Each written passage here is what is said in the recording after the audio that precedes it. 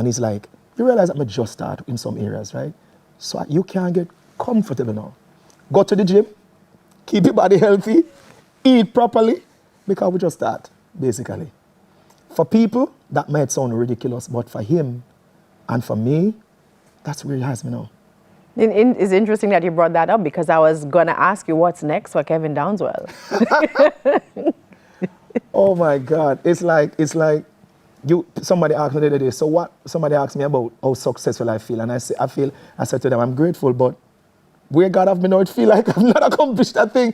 Because it's like, he's like, bro, it's like, we're ready.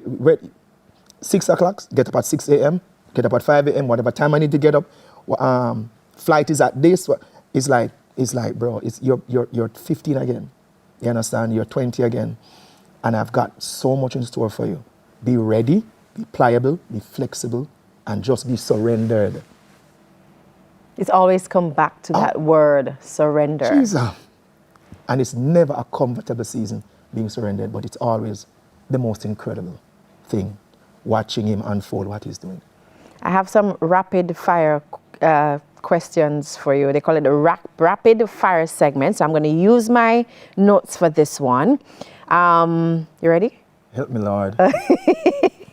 One answer will suffice for each. That's what I was told to say. Do you have a buzzer? I do not, but let's go. Favorite gospel artist of all time? Oh, gosh. Okay, wait. Favorite gospel song, rather, of all time?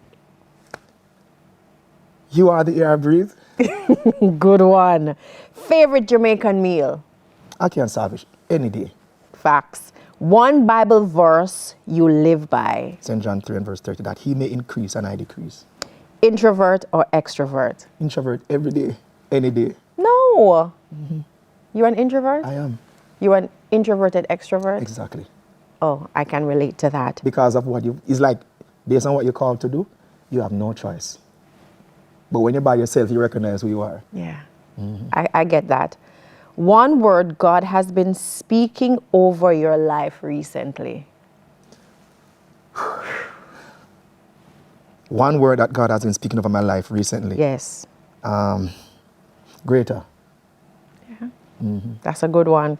If you weren't a gospel artist, what would you be? You know. A doctor, without a doubt. So do you even, like, okay, you told me about your handwriting, that it looks like a proper doctor, but what you've learned at university, you said you did biochemistry. Biochemistry. Do you practice, well, I mean... And the people around me, like Kevin, my belly hurt me, you know. I know I want to go on the center. No, literally. Yeah. And I can tell him exactly what's happening, and I can tell him what to drink, what to take, go for that bush, they go for that, and bro, I feel better already. Yeah. And so I still practice somewhere or another, somewhere there, but God is good. All right. The last song you listened to? It was the song that's going to be on the album, Higher, Higher, Higher, From the Fire. Aye. From the fire, for your glory, from the ashes, beautiful story. Thank you for the heat, for the pressure, 'cause in the fire, I found my treasure. Love it. One person you'd love to collaborate with? Oof, whoa, that's big. 'Cause I don't chase. It's like, I've been, Nathaniel Bassey, and these are all Africans now. Nathaniel Bassey, he's like the king of Africa. Or Dunsin. You've been speaking about Africa a lot. Talk to me about that. What's happening there? The Lord opened Africa in a major way last year for me. Through Dr. Paul Enentry. He has the largest church in Africa. And from years, I've been praying to the Lord, give me Africa, just open Africa to me. We met. And from then, the doors have been open, like access in so many different ways. And I've been there twice now. I've been to Abuja, Lagos, a number of different states across Nigeria, Ghana. I've been to a number of places, and Africa is slowly opening now for my ministry. A place where I used to saying, God, when? All of a sudden. And of course, you're well received. People love you. Oh gosh, man. As a matter of fact, they don't need to say Kevin Downswell. Just say from Jamaica. Africans love Jamaicans. Don't call it in, just say from Jamaica, and that's it. The place flat.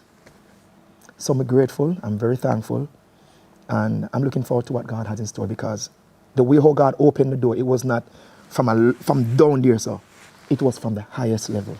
And the doors just keep opening, open more and more and more. Okay, I'm going back to my rapid questions. What's something you're still believing God for? I was going to say something and I pull it back. Because my wife would be upset if I said this. I'm still believing the Lord to wow, these questions are heavy. to touch somebody. It's like I'm believing way beyond out of myself, way out of myself. I'm believing the Lord that He would use me to impact every last person He called me to impact.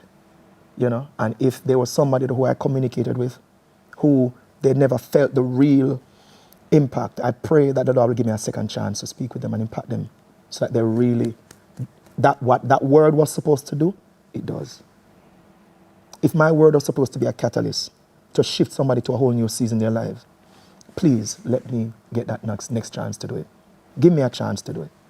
And you have been doing that. Yeah. And when somebody comes to you and say, you know, Kevin, thanks to you, you know, this has happened, how does that make you feel? It's gratitude, man. Yeah. It's grateful. It's all God.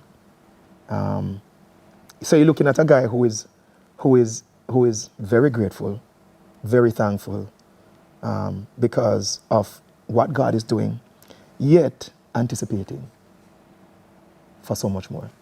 And my final question, well, it's more like a sentence. Finish this sentence for me. If I had one final opportunity to speak to Jamaica, I would say, God loves you more than you know, more than you're feeling right now, more than your situation tells you. He loves you. And His love doesn't depend on another man's love, another woman's love. He loves you unconditionally. So you don't have to earn it. He loves you. Period. Thank you so much, Kevin, for allowing us to see beyond the music and into the heart of the man God has called. Your honesty and your willingness to share both the victories and the struggles remind us that purpose isn't about perfection, it's about obedience. Thank you for being candid with us tonight, and thank you for joining us. Remember, every story has the power to inspire someone else. I'm Janella Precious. We'll see you next time on Candid With.